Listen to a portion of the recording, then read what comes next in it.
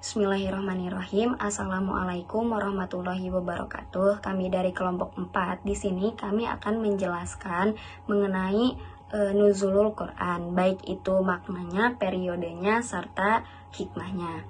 Yang pertama ada makna nuzulul Quran.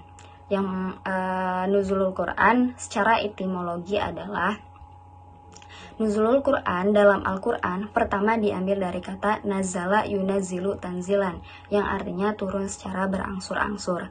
Yang kedua diambil dari kata anzala yunzilu inzalan, yang artinya menurunkan. Nah, secara terminologi, nuzulul Quran adalah peristiwa turunnya kitab Allah, yaitu Al-Quran, yang diturunkan kepada Nabi Muhammad melalui malaikat Jibril yang diturunkan secara berangsur-angsur. Selanjutnya ada proses bagaimana turunnya Al-Quran. Nah, Al-Quran itu diturunkan secara bertahap. Ini menurut kesepakatan para ulama, Al-Quran itu diturunkan melalui 3 tahapan. Yang pertama itu dari Allah ke Lauhul Mahfuz. Pada tahap ini diturunkan secara langsung atau sekaligus. Ini terdapat dalam surat Al-Buruj ayat 21 sampai 22, yang artinya bahkan ialah Al-Quran yang mulia yang tersimpan dalam tempat yang terjaga, yaitu Lauhul Mahfuz.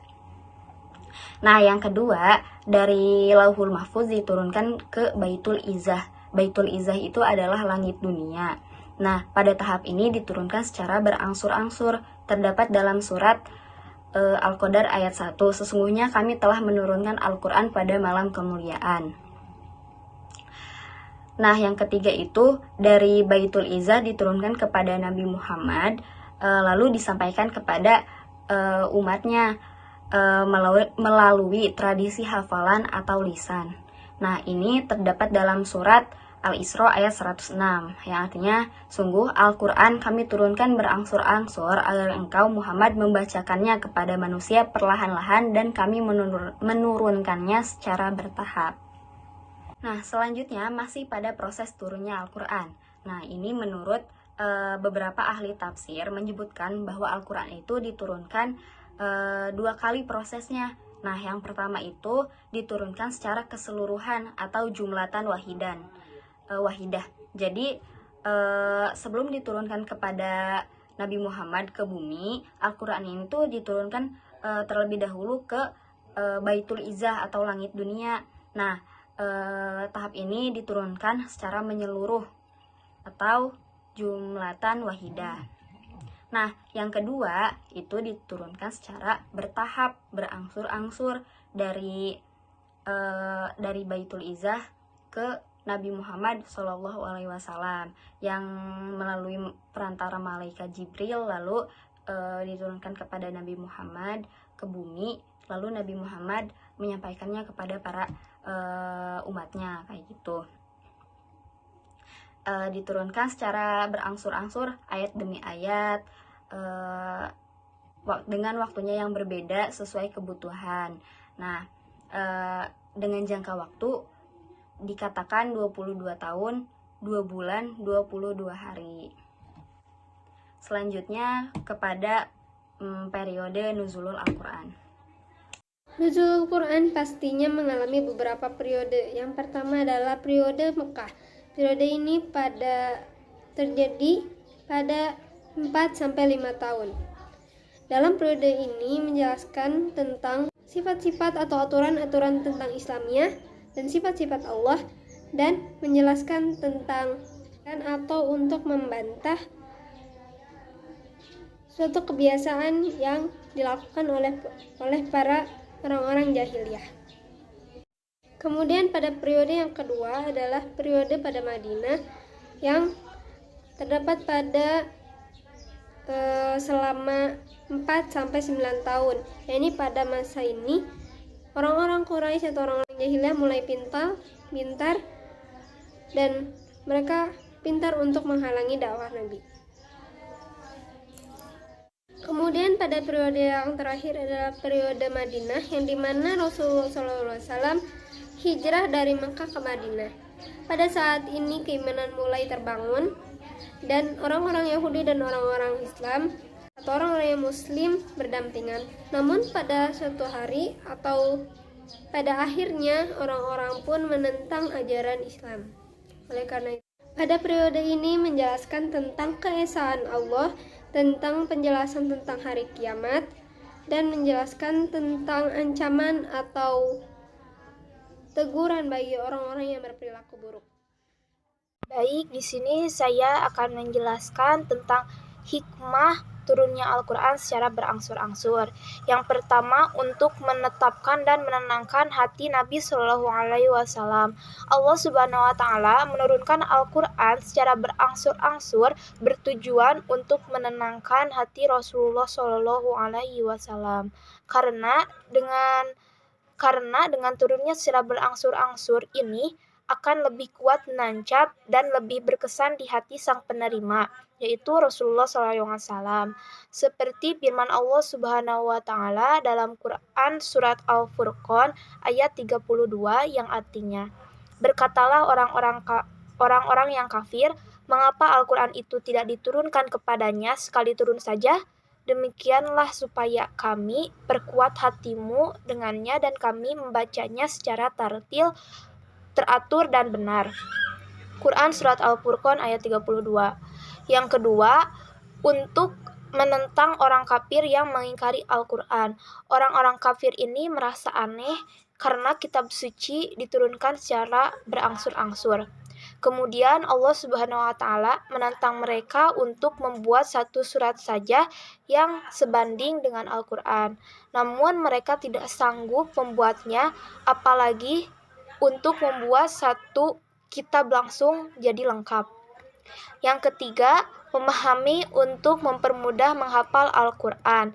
Turunnya Al-Quran berangsur-angsur ini untuk membuat lebih mudah dihafal dan dipahami oleh manusia. Karena apalagi pada masa itu orang Arab masih buta huruf.